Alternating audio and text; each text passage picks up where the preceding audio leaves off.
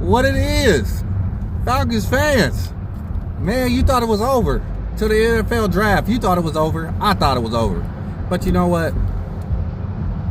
I came in contact with an Atlanta Falcons fan here in the Bay Area, California today.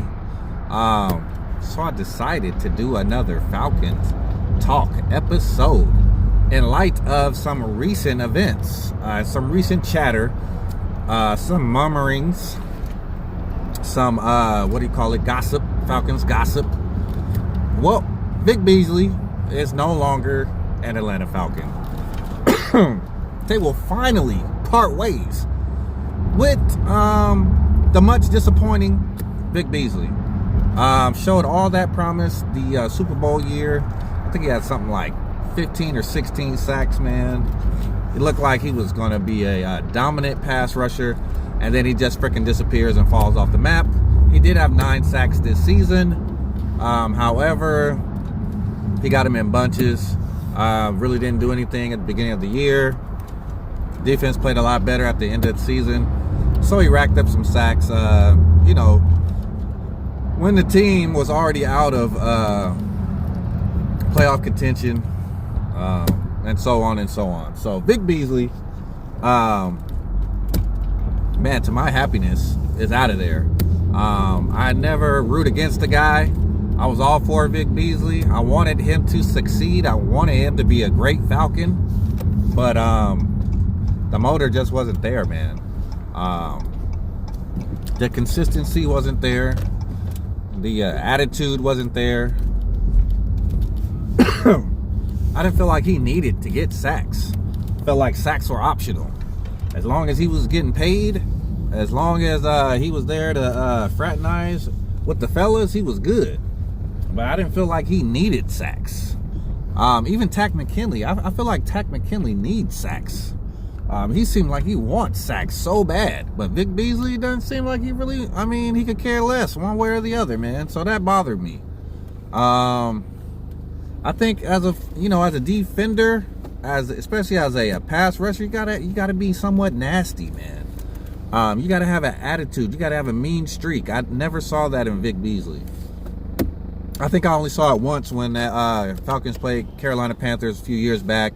Him and Cam Newton got into it, and I think Vic Beasley kind of showed some aggression and some anger. But other than that, man, I just see him smiling, looking really melancholy on the sideline, man.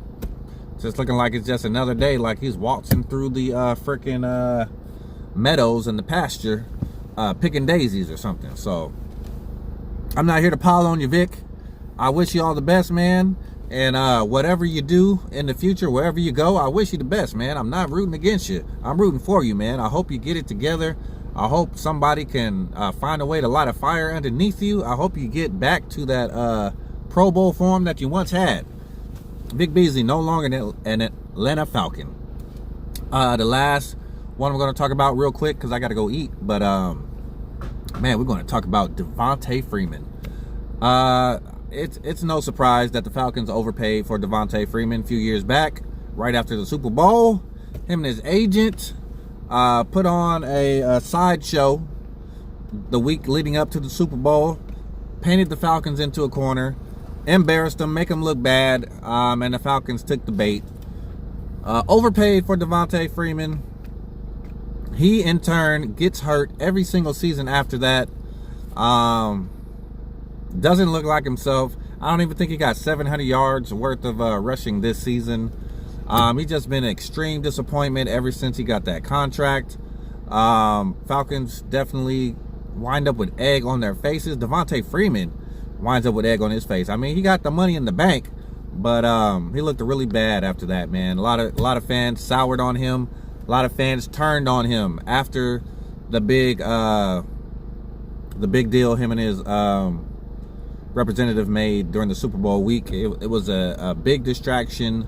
I'm not going to say it cost the Falcons the Super Bowl at all because, we were up 28-3. But, yeah, he's been prone to missing blocks.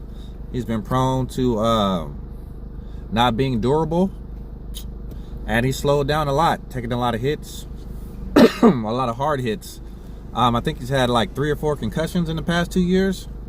1 in preseason, I believe, and a couple during the regular season. So, yeah, he's banged up, man. That's why I can't really see a lot of teams overpaying for these backs that want these huge contracts. Because when these guys get, the more carries they get, man, it's diminishing return on that investment every time, almost every time. So, it's talks that the Falcons are going to outright cut Devonta Freeman before the start of this season. This puzzles me because the Falcons could have traded Devonta Freeman to the Detroit Lions right on the trade deadline day. There was talk that the Lions wanted Devonta Freeman and the Falcons didn't want to let him go. And I don't understand that. Why would you not trade a guy who has a horrible contract, who's banged up? A team wants him? I mean, let him take that man. So I'm not understanding what the front office is doing right now. But yeah, talks of cutting Devonta Freeman, cutting ties with him. So it looks like they may be drafting a running back in this year's draft. Got 2 picks. Got an additional 2nd-round pick for trading Mohamed Sanu to the New England Patriots, which I believe was a good trade. So we'll see what direction the Falcons go at running back. So it's your boy, Let Us Pray. Hope you're having a blessed and prosperous day. Like I said, man, I was just inspired today.